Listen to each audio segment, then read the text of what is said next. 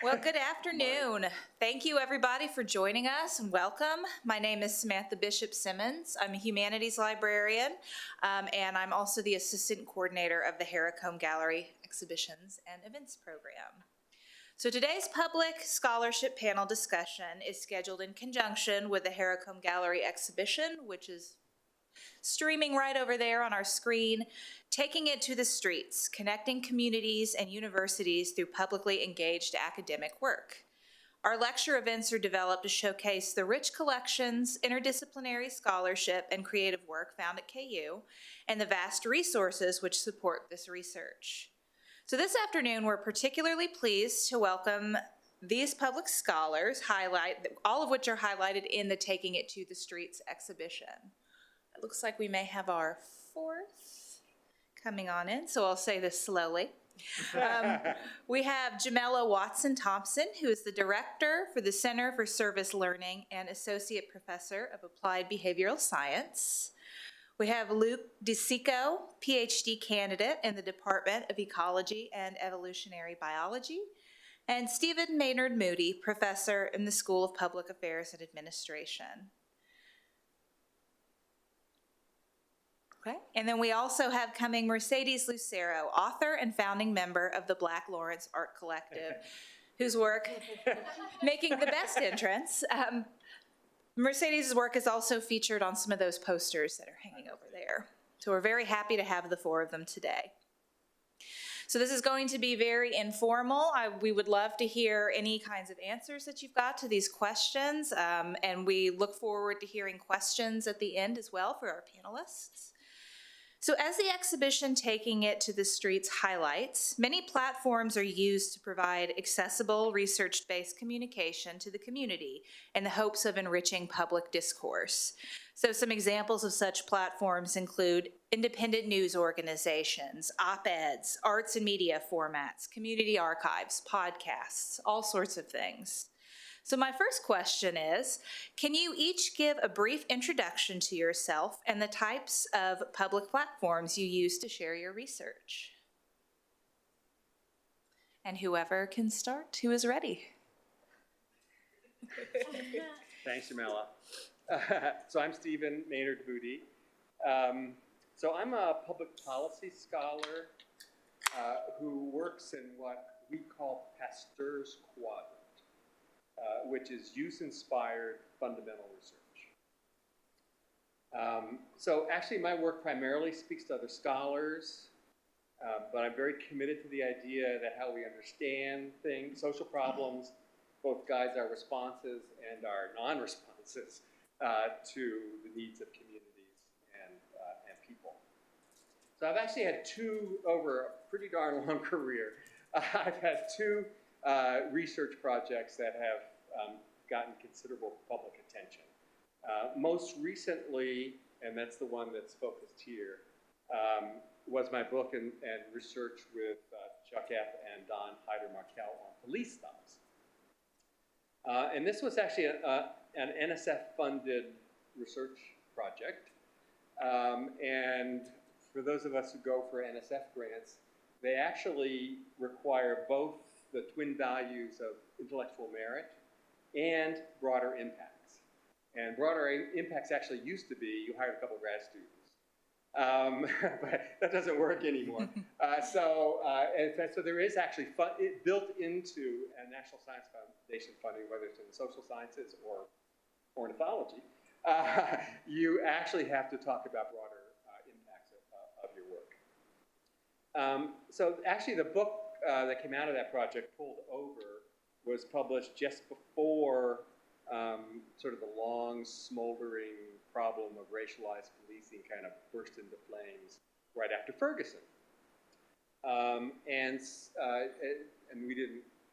we were, again, doing more scholarly-oriented work, theory-based work on this problem.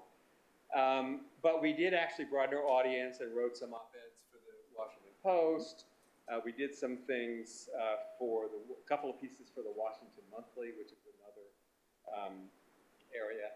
And then one area that public scholarship, I think, has an impact or use-focused, use-inspired fundamental research is it has impacts elsewhere. So, for example, we were cited in Justice Sotomayor's dissent of the Utah versus Strieff case that came to the Supreme Court. We also, Chuck especially, actually did a lot of consulting and work with police departments, local police departments. I actually did a lot of teaching at community colleges, especially people who were of some interest in going into policing. So that was another venue for me. Right. I mentioned another project, which is way back last century, but in 1995 I actually published a nonfiction trade book on the social and political controversy over the use of fetal cells and tissue in research.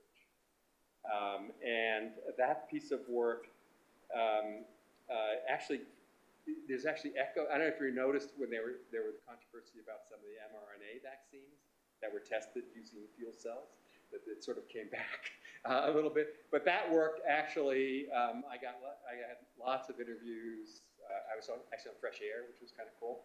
And I did a lot of radio, including, I remember, a Dallas AM station that wanted to talk about them Cowboys, which I knew nothing about.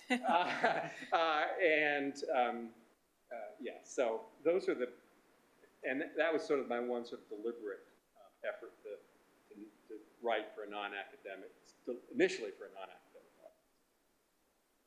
Thank you. So Jomella Watson-Thompson, and the work that I have the opportunity to support. I guess I'm not as loud as Steven. Loud. Sorry. That's okay. Is that better, Sarah? All right. So Jomella Watson-Thompson, and I'm faculty in applied behavioral science and also a researcher affiliated with the Center for Community Health and Development, and have the great pleasure to serve as the director with the Center for Service Learning.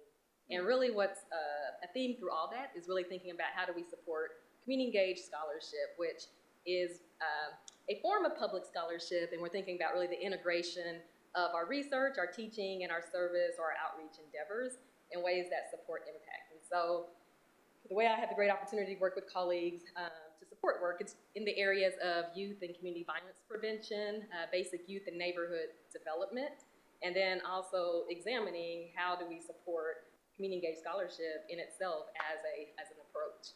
And so in that regard, some of what I've learned probably has been how to balance both being able to disseminate and to promote our work in our scholarly literature, but for the work that I do, as importantly is to make sure that those persons and those groups and those residents that I'm working with day to day in communities are really the first audience to ensure that there's both value, utility, and impact of the work. And so in that regard, some public platforms that are used or supported, and I would say as an academician, that's not an area that I personally am good at. I mean, clearly I'm not published and those types of things, but when you think about dissemination in other forms, and so I think one thing that I've been very fortunate, both with the Office of the Center for Service Learning and with colleagues for the Center for Community Health and Development, is really thinking about how to push forward in additional maybe traditional scholarly venues, ways to ensure that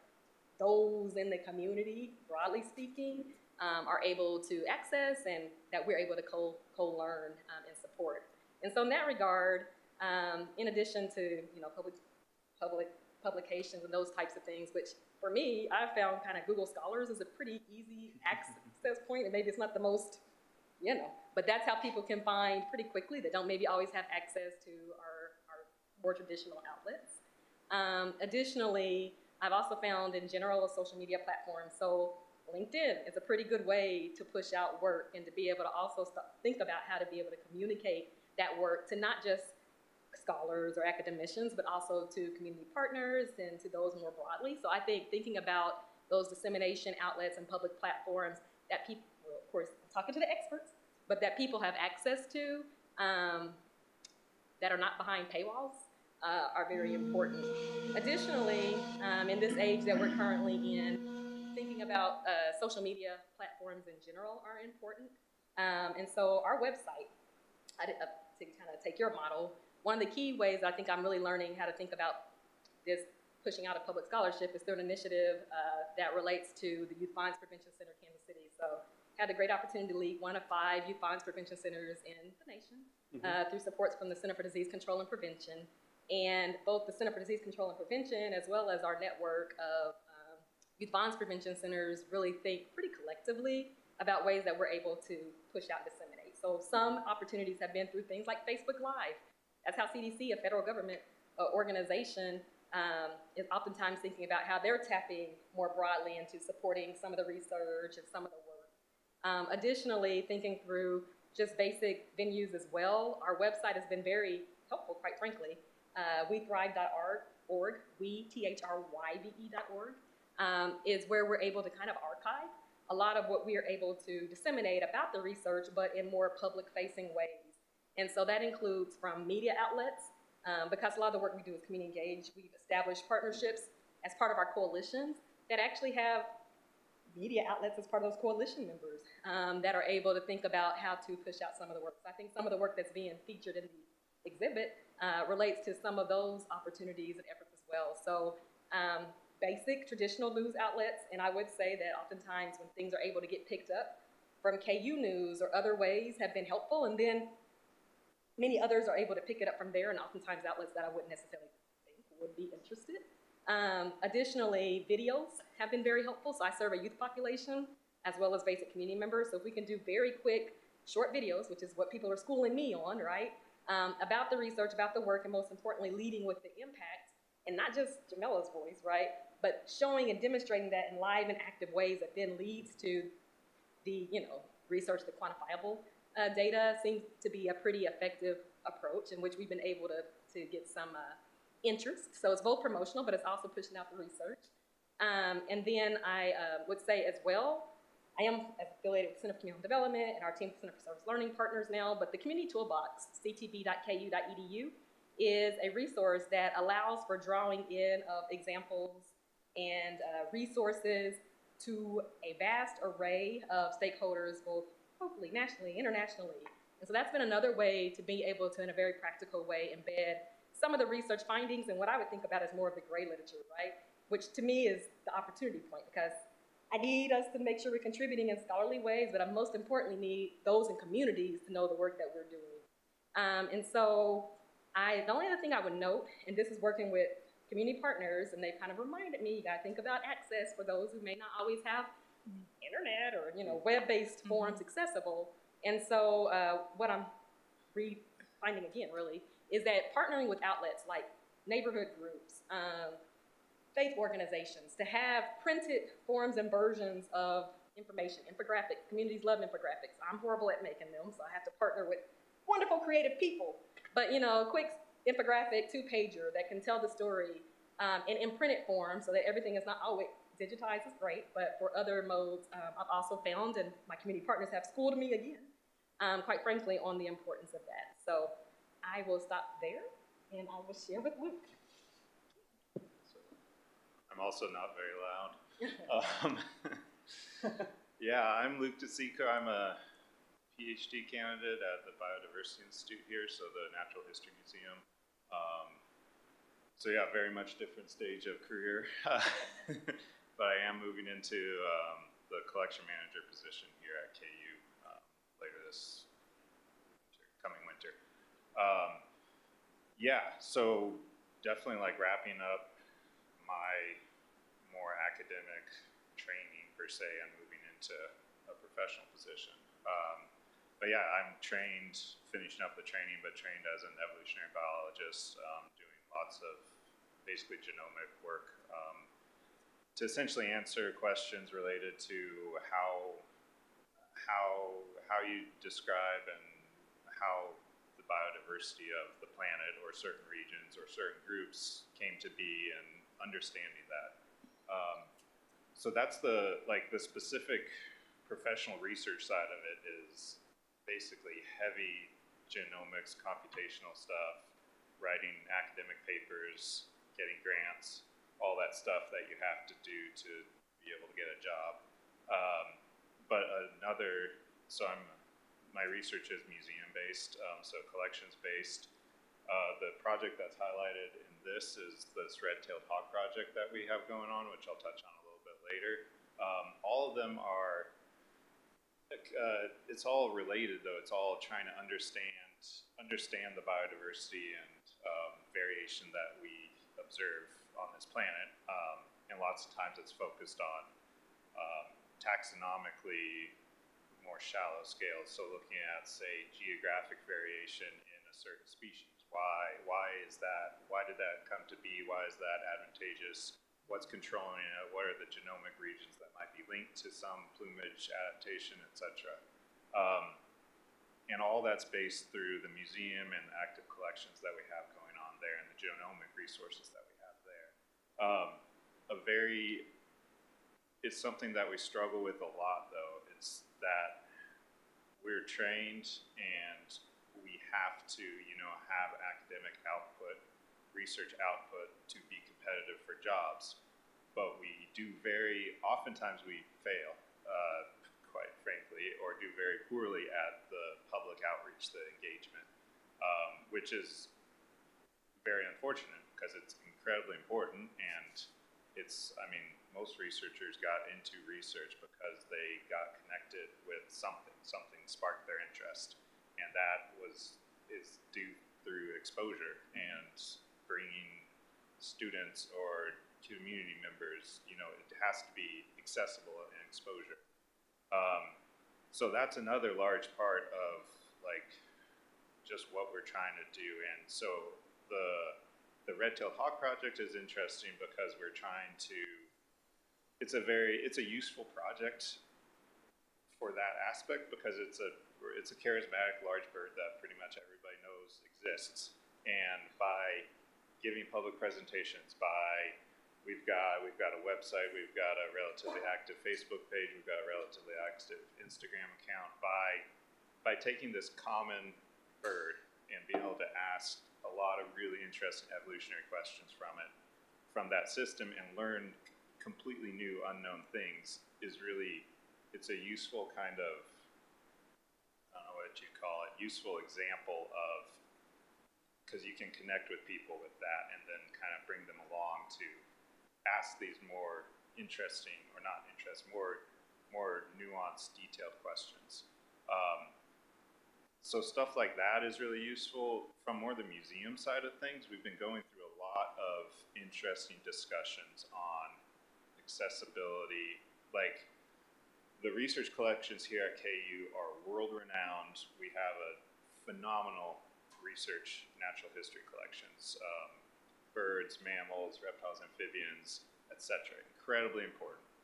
But it's world-renowned, and we have researchers coming in from all over the world to visit our collections, do research, go back to their countries or go back to other parts of the US, etc. That happens all the time because it's such an important, well-known collection and research institution. But there's very little, that's missing a huge amount of people, basically having researchers come in, do their research, and leave. So there's this entire, and we talk about, we've been having these discussions, it's specimen-based, so all of the specimens are cataloged and organized, and numbers link everything to their genomic resources, etc. All that's used by the research community, and that's relatively known and straightforward, and it's all database, it's all online, you can search it, etc. So from our standpoint, it's very accessible. I can get on iDigBio and search and pull all the specimens of something that have, genetic resources attached to them, but that's very not accessible to most people. So we've been going through very interesting conversations of, okay, we'll apply for an NSF grant, and the broader impacts are to make digitized collection X to make it accessible, and we check that box. But the accessibility is going to some web page and knowing the scientific name and searching it, which is very not accessible to most people. So there are, and I think it's extremely important, because if we want these resources to be used and used into the future and stay here, and these are long-term resources, they need to be appreciated by not just researchers. So there have been some interesting, and I don't have the examples here, there have been some interesting kind of tests of this, and it's all web-based at this point, but you can go to a website and search a research collection based on, if it's fossils or what color rock it is, or, much more less academic research, search-wise. And yeah, it's something that we aren't very good at yet, but it's definitely something that we're trying to work on. And there's a push from the research side to go in this, we call it a extended specimen, which is so like people collecting specimens in the 1800s. It's just a skin or it's just a skeleton of something with some data. Now we have a whole bunch of other ancillary data that are attached to that specimen, but it's still within our realm of researchers and science and research. It's not expanded into humanities or arts or anything like that. So there's also been a big push, and one of the recent big, I guess, grants was to CT scan specimens that are preserved in formalin, which means you can CT scan them and then have like the skeleton, and it's all digitized and it's online, and the usage of that is really cool. If you look at the stats of the usage of those scans, it's like 50% researchers, 50% people that are somewhere else in the community. So it's public school teachers that are pulling a scan of a skull and 3D printing it for their class, so it's actually making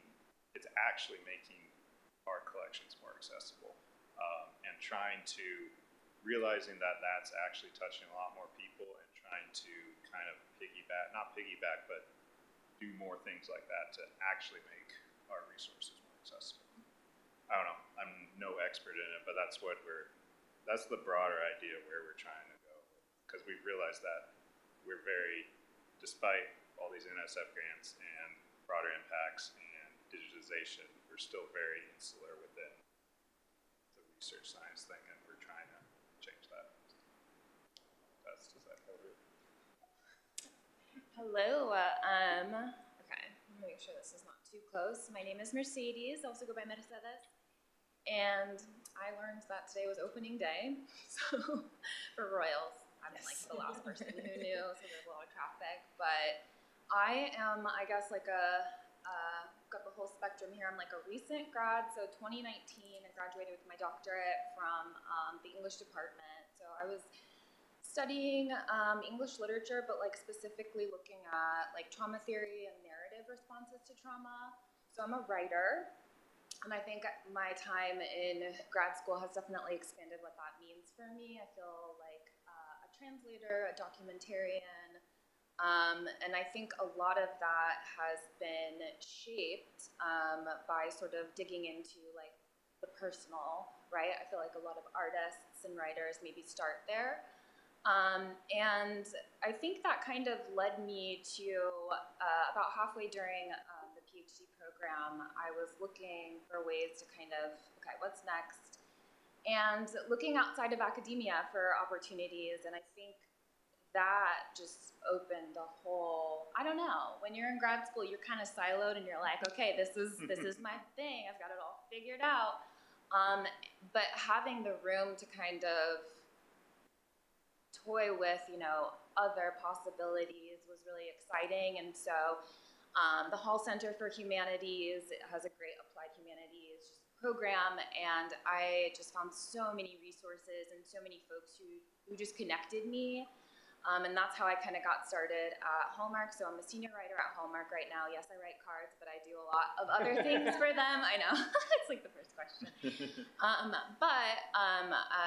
work very closely with their Mahogany line, which is their African-American line that's been, in business for over 30 years. And I'm currently the co-chair of the African-American Leadership Council there. And when I would say probably, I think it was about maybe 2015, I got in touch with another Black poet by the name of Ty Emery. And Ty won the Langston Hughes Award. For those of you who don't know, we have a Langston Hughes Award that honors both prose and poetry, and it's such a community-led event because it pulls in Raven Bookstore, it pulls in, the Lawrence Art Center, KU, and so I think as I'm looking back at all of these connections that I've kind of made, I'm realizing just how many partnerships and how many community coalitions, connections helped make that possible. And being connected with Ty, because I was new to Lawrence, I'm like, okay, where are the Black artists? Because, you know, artists need other artists. You need cheerleaders, you need advocates, you need someone who's gonna tell you, hey, keep going. So Ty and I were like, hey, let's connect. And honestly, it just grew from there. And so now we have over 20 members in a Black Arts Collective, because we love an acronym. It is the Black Literature and Arts Collective of Kansas.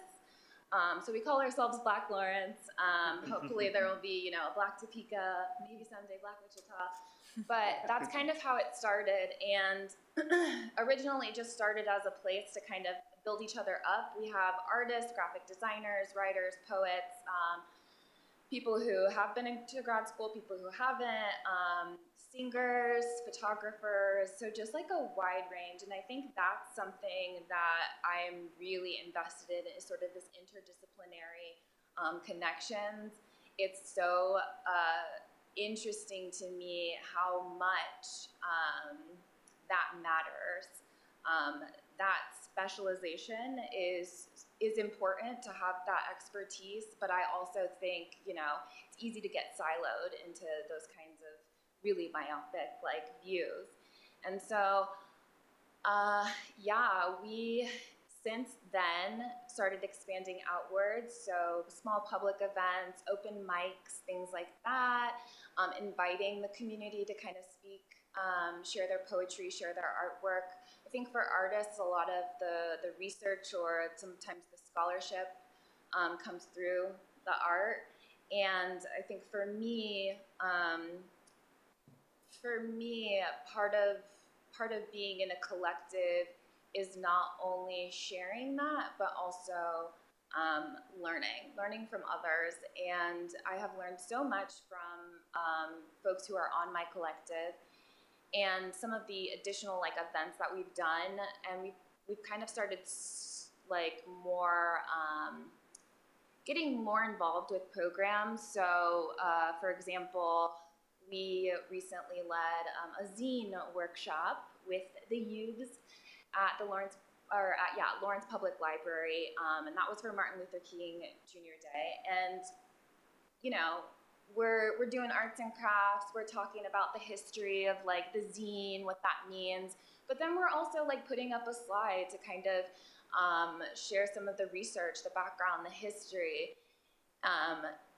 Of what sort of like, what's the link between art and sort of research, or what's the link between art and social justice. That was the specific like slide that we were sharing. But it's like in those moments, research and public scholarship is happening in those like quick conversations at the library. It's happening, you know, when we do an open mic night. And I think what I've realized is it's just happening everywhere. So I think for us, we've definitely really made a choice to commit to like making art accessible, whether that's doing residencies. We did a residency, two of us did a residency at the Central Middle School now, but we did a residency with the 7th graders there, and it was kind of like a 2-month poetry. We went once a week to kind of talk with the kids about different techniques, poetry, and I think specifically because we are Black artists, we also know the importance of having community, but also having other Black artists, especially in Kansas. And so we had a chance to kind of speak with the students of color exclusively to talk with them about their experience. And I think that's so important because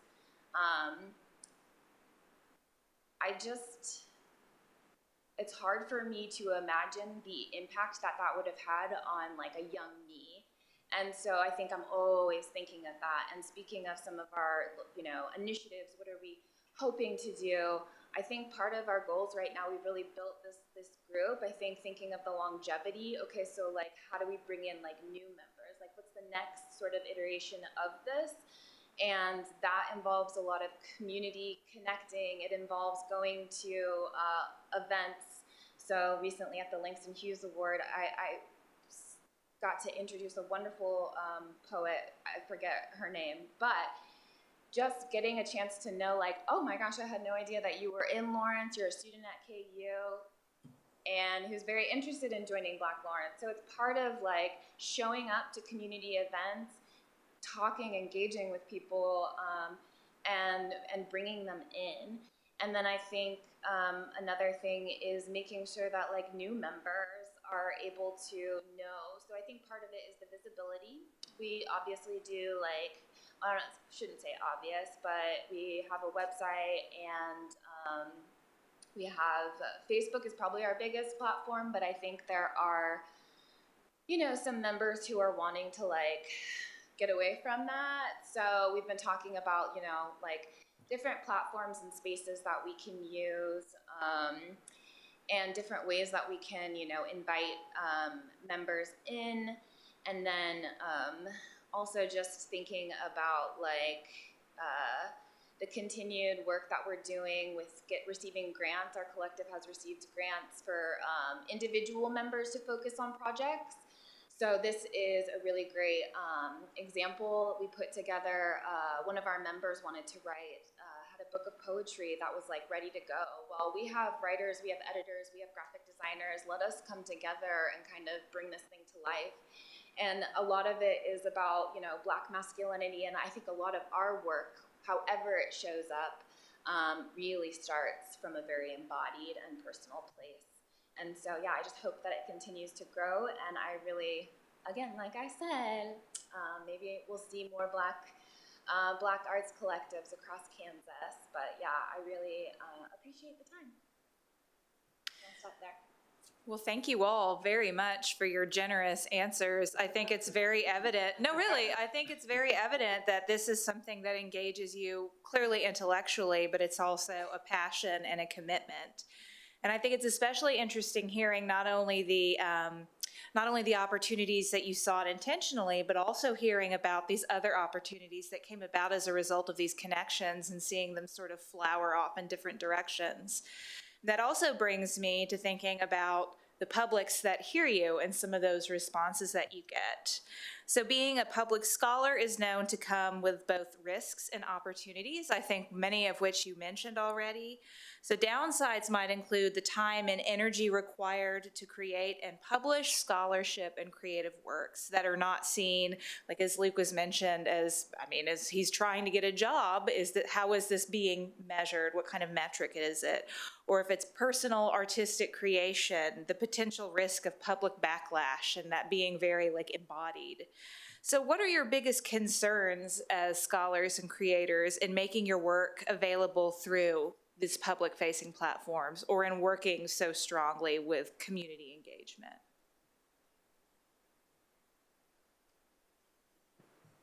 I guess we have a pattern here. So actually, I was thinking about this question because I don't have really major concerns. Mm-hmm. There is a comfort in obscurity, which you kind of have to give up a little bit, right? In that regard. And I've often thought,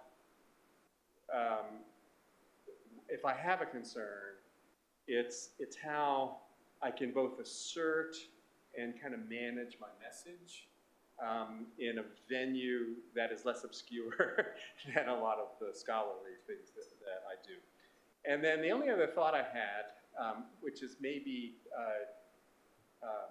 advice from painful experience, which is when a reporter calls, never answer right away.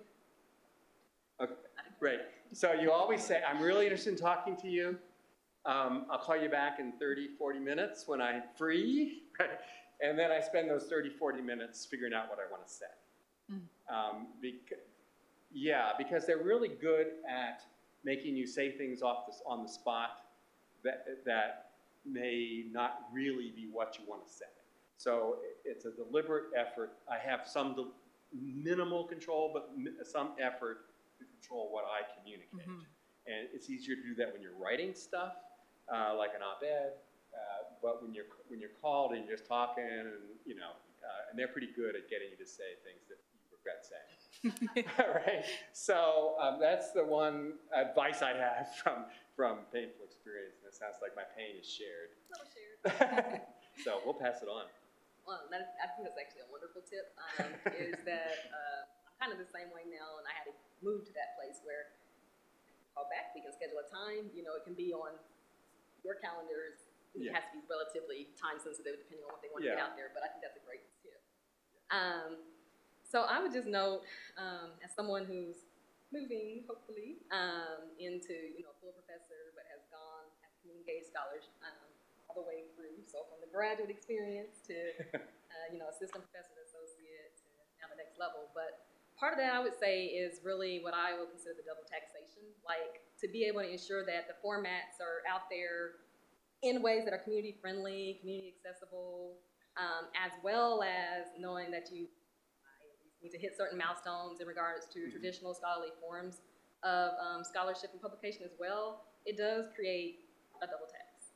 And I think part of that is the realization that really, if we have viewership or other metrics that can show that it's being as impactful, it's getting to the desired audiences or partners or community members, it's being implemented, adopted, sustained. I think to some extent we need to consider how we measure impact and how we also measure our public dissemination. So clearly we have to have traditional forms, but how are those balanced, and how are those balanced in ways that allow for you to continue to disseminate. And so, when I have to, or my team, we're producing different formats, different products for different audiences. I mean, that's wonderful and that's great, but it is a time cost. And particularly as a community engager, a public scholar, really the first audience is the community, right? And then clearly we want to learn from our scholarly work and make sure we're advancing the research, but ways to integrate that a little bit better is probably one of the challenges that I've experienced over time. The only thing I would add to that is just access, of course, which I've already mentioned, but community-friendly interpretation. So if the community is really my true audience, which it is, meaning people out there who I'm serving and who we want to benefit most from this research, that's the key audience, in my opinion. Making sure that there are opportunities for interpretation of the research, not just from the scholarly academic aspect, but also from those that you're working with, those that you're serving with in community engaged context is also important. So that's not that's probably an opportunity point, but I think that the challenge part can be when we don't occasion the time and the opportunity for that collaborative work and space, it can not be as beneficial as it could be.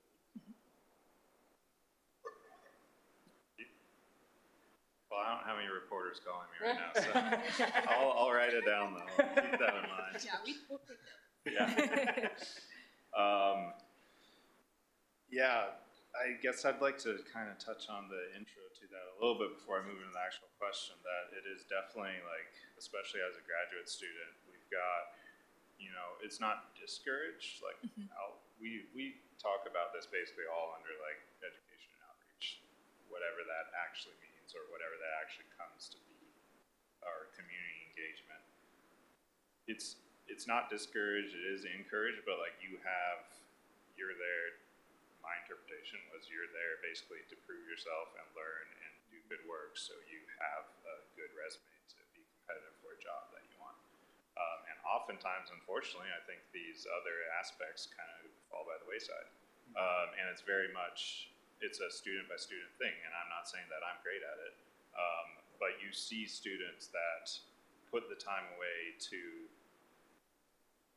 really try to engage and bring their message through whatever platforms they want. And that's, I would say, unfortunately, at least in my academic career, that's a very self-motivated thing. It's we don't have classes in how to do that, or it's not a required class, or, it might be available, but, you see it's also a way that students kind of show, what really motivates them and puts them, it looks good, and it's a very important thing to do. So it's very much a person by person, student by student, as you're going through this challenging portion of your life. Like, are you going to spend this amount of time to do this, which is definitely taken away from your other thing that you will be measured on. So that's been a very difficult thing to go through, I would say, as a student. And it's very much like, I've got peers that are much better at this than I am and very active in community engagement through, it might be their scientific community on Twitter, or it might be, a lot of more community, like Girl Scout engagement. It might be something else like that, and you really look up to that because you know that they're taking that time out of their research time to do that. And I don't know how I really feel about that. I don't know if it's a good or a bad thing that it's a personal decision to do that, because it definitely shows, if people do that, it shows that they're motivated on that. So it's a true measure, if you will, of their dedication to that area. But yeah, and like, we aren't in positions, like, we have public outreach at the museum, but they're doing their own thing. It's like we aren't working with them to like try to, and it's definitely like, as PhD students, we've got either a specific group of people we're trying to target, or, it's a little bit more specific, I guess. Biggest concerns, I'd say, especially, so what I do is, it's difficult to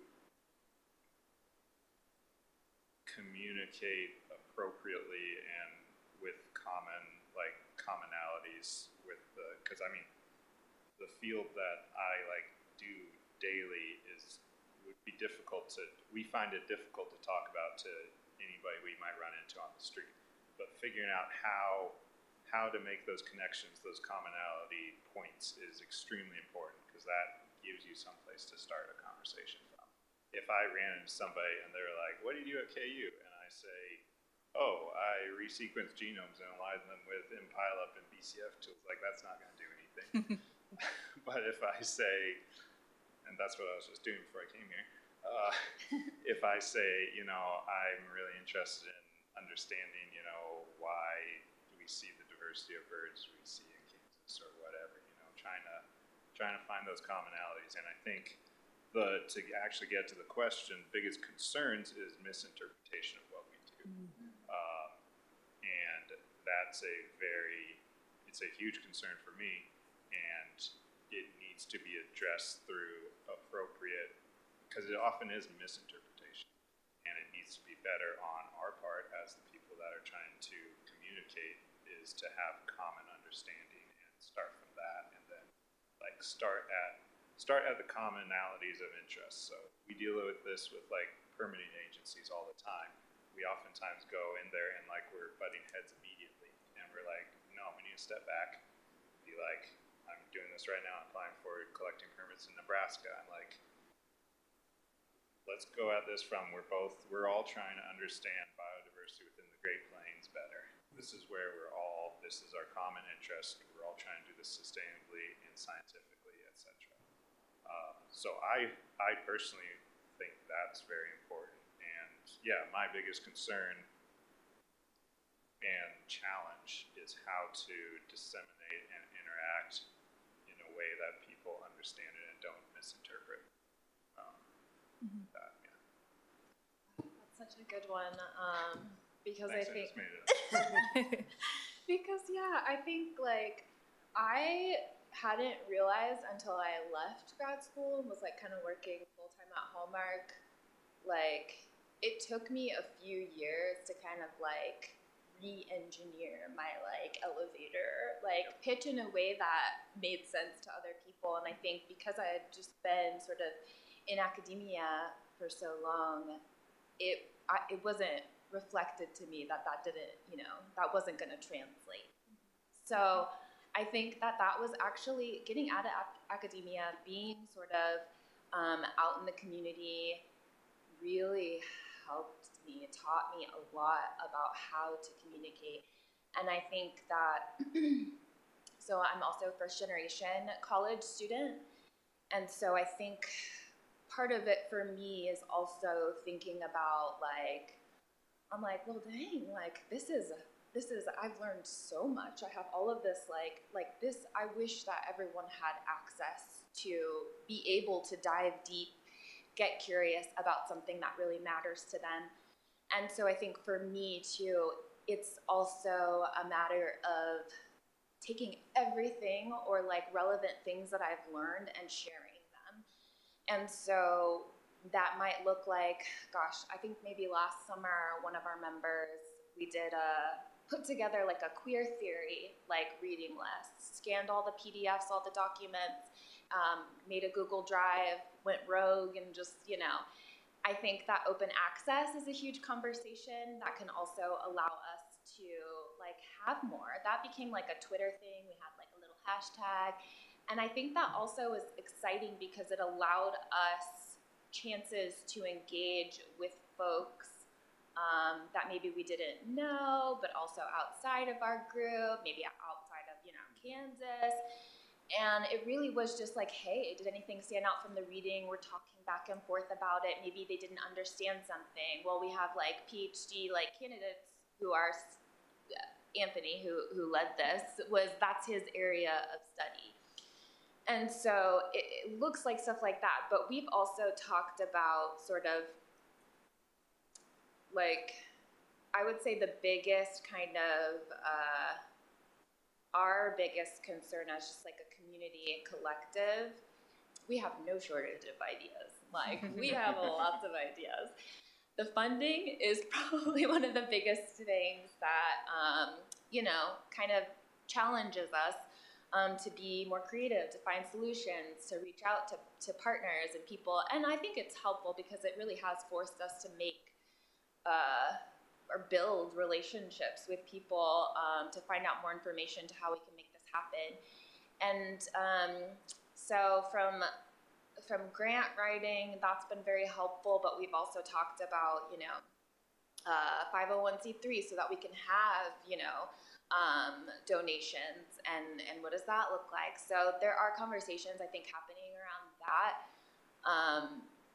But I think it's also a matter of, again, we are artists, we're kind of like creative, like let's just go to the Lawrence Public Library, rent the studio, and like do a 7-episode podcast that we could just put out there, So I think it's also like thinking creatively about how we stay engaged, how we continue to engage with each other. I don't know why zines kind of became a thing for our group. I think, actually I do know why. I think because they're sort of like subversive, like ways to kind of disseminate ideas in a very accessible way. And I think like, I don't think we can discount methods and mediums like the zine, right? We have talked about like putting them together and maybe just like leaving them in public spaces, like around different topics, like having a little zine party. So I think it matters to, it matters about the medium and the format. And I think too, just thinking about, that bridge between academia, moving out of sort of, your doctorate into, your career, is how can we help bridge that, right? I think part of my personal challenge is, the dissertation felt like such an unfamiliar genre to me, and I'm thinking, gosh, I wish that the dissertation, I wish I could make a podcast, right? I don't necessarily want it to look like a scholarly monograph, right? Because that kind of feels, it doesn't feel accessible to me, and that matters. And so thinking about can we expand what the dissertation actually looks like so that it is possible for those ideas to be more easily spread, moving forward, or maybe, it's half. I don't know. These are just kind of ideas that I think that we really need to keep talking about and keep pushing, because it definitely is access, and I think it's finding creative ways to kind of build more bridges between the research and then the actual application. Well, we don't have a lot of time left, but I refuse to end on a negative note because I think that, as you've demonstrated, that public-facing scholarship is essential and meaningful. So if you all could just narrow it down, what do you consider to be the greatest benefits to you? I think you've done a wonderful job expressing things that you hope for the audience to get out of it. What's the greatest benefit to you as a scholar making your work public?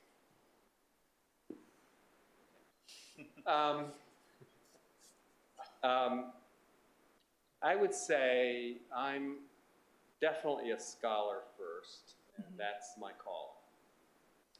I would say that public-facing scholarship makes me a more creative and nuanced scholar. If I can contribute in some way to thinking about and addressing real social problems out there, I find that quite meaningful, but I really resist the notion that somehow me as a scholar, that my insights are privileged relative to other people in the community. In fact, we even have a term for that, which is called the politics of expertise. And I think we have to be very careful of that as a phenomenon. So it's a bit of a, well, I'll stop there. Curious. Well, I could go on, but I don't want to. There's snacks in the back. Please do informally afterwards. Stick around. That works. Okay. So in regards to maybe the benefit for me as a scholar, I would say in that regard, I think it's definitely being able to have some pretty recognizable immediate impact, right? So if we're able to get it out there through public modes and platforms, oftentimes that results in pretty immediate increased interest. There are also researchers with the community in the research and opportunities for engagement. I think my first publication, I believe, was around probably 2008. Now I'm getting to where my index scores and the citations probably look, impressive from a scholarly perspective. But being able to think about being able to disseminate pretty quickly and immediately, not immediately, but pretty relative in time, know how that's getting adopted. That is being able to be sustained, for me, is what's very beneficial. Impact on the communities and those that I work with that we most immediately want to serve through our research, I would say, serves as a reinforcer.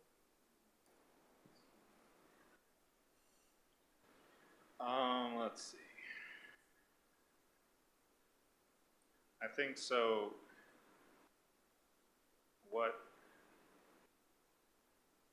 kind of my research interest and what motivates me, I guess. Yeah, what motivates me to have done what I've done and go in the direction that I do is a general curiosity about the natural world and how do we learn about it. And that's not a single generational thing. That is entirely, we're building on 200 years of slowly accumulated knowledge and new methods and new ways to ask questions and new ways to answer them. So we're building on, and that is broadly that's encompassed in the scientific literature, but it's not only encompassed in the scientific literature. So it's a multi-generational thing, and the fact that I can work at a museum where I can use collections and literature that have been amassed over multiple generations and people all over the world, it's very much like I'm in a privileged position to be able to do that.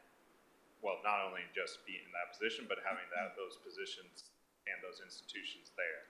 And that's not a single generational thing. It's not like I created this field out of nothing and I'm learning something about it, So to me, I feel indebted to, the only reason I'm here is because, I was exposed to a university museum where I grew up and got really interested in and had mentors there that started working with me. That's the only reason I'm here. So I feel not only for that, but also for the broader institutional longevity, I feel indebted to expose people in a positive manner to what we do, and if they're interested in it, have it available. So I would say that's my, and it's not it's a intrinsic benefit. It's like, it's not a negative indebtedness, you know, it's a belief in what you're doing as a field or as an institution, or, you know, where we're going, and it's trying to ensure that, you know, when I die, you know, people might still be interested in biodiversity and research, you know, so that's my take on it. And I will just wrap us up. I think probably the biggest benefit, and I was actually thinking about this question because I didn't have an answer, but you mentioned service, like serve. I feel that I really learned like what it means to kind of serve. It's like, I think in the beginning, I'm like, dang, I'm getting really burnt out. But I think that was because I had myself like too centered in like what I was doing. I think when I started to think about like this, okay, like what's the purpose here? Like I'll give you an example, and this is just like being in public spaces, but at Watson, not Watson, the downtown, is it Watkins? Watkins. Watkins, yeah, thank you. I ran into someone, just happened to, you know, strike up a conversation, and she had said, you know, there's a historian who's been doing, because I said, do you know any Black, like, poets who used to live in Lawrence? Just a simple question, right? Because curiosity is literally how it starts. Like, so I think just staying open to being curious, that has led to now this whole area of like, oh, there's a Black poet who maybe doesn't even have like a headstone in Oak Hill, who lived in the community, and like now I'm starting a research project on it, right? So, and bringing in my collective to try to like, okay, how can we involve more people in this? So I think service, and that has been the greatest benefit, really just like showing me the value. Well, please join me in thanking our panel for that great discussion. Please do stick around, chat if they're available. We've got refreshments in the back. Take a look at the exhibit to learn more about their work. We've got a QR code over there that's got links to all of their projects that that you can take with you. And then a new exhibition will be installed in the fall in conjunction with the common book Parable of the Sower by Octavia Butler. So look for that in the new semester. Thank you again, everyone.